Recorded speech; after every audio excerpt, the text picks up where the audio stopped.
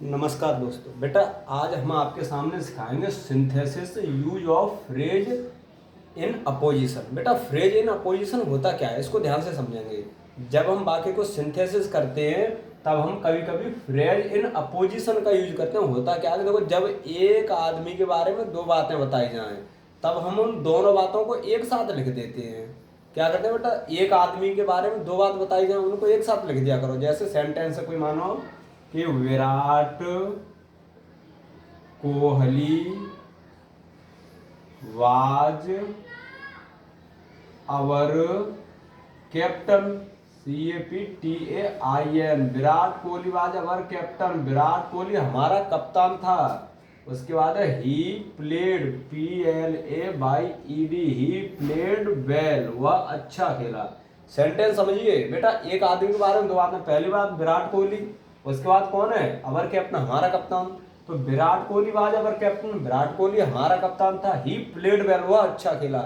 विराट कोहली और उसके बाद बताया गया कि वो कौन था कौन।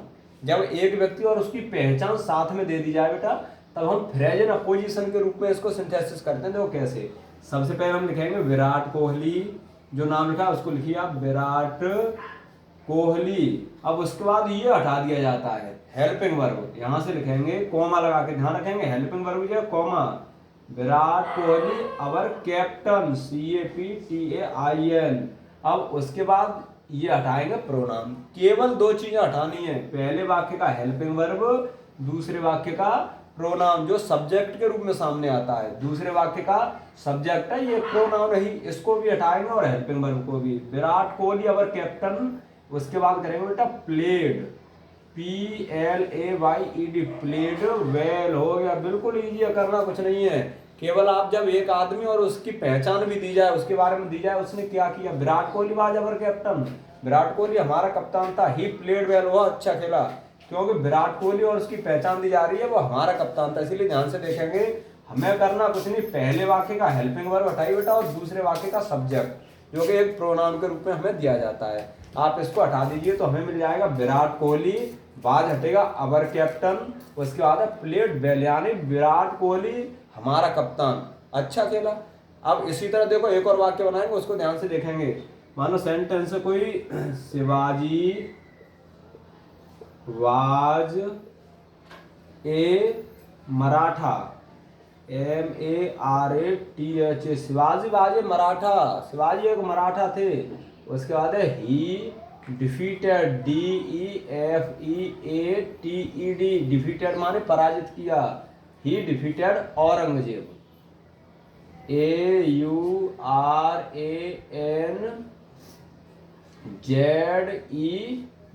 यानी कि औरंगजेब।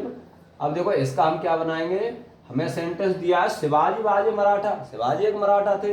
ही डिफीटेड औरंगजेब, उसने औरंगजेब को हराया। सेम इसी के तरह से करना है। इसी तरह कोई हो सकता है, मानो Gandhi ji was a freedom fighter और ही फाइट फॉर फ्रीडम, तो हम बनाएंगे Gandhi ji a freedom fighter fought for freedom.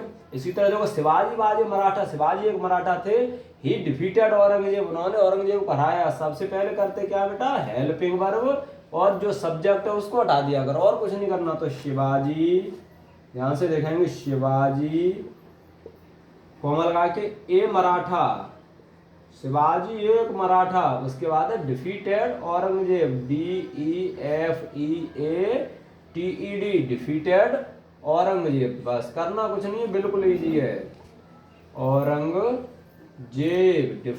Shivaji एक मराठा, डिफीटेड औरंगजेब, शिवाजी एक मराठा औरंगजेब को हराया। ऐसे ही कोई एक वाक्य हो सकता है बेटा, देखो Kabir was a poet, Kabir एक लेखक या कवि था। ही वॉज अ बीवर, वह एक समाज सुधारक। तो कबीर फिर कॉमा लगा के ए पोएट, उसके बाद वाज बीवर एक समाज सुधारक। करना कुछ नहीं, केवल आपको पहले वाक्य का हेल्पिंग वर्ब और दूसरे वाक्य का जो सब्जेक्ट है इससे रिलेटेड उसी को हटाना है। बहुत ईजी और बहुत सिंपल चीज है, ध्यान से देखें बेटा, सारी चीजें क्लियर हो जाएंगी।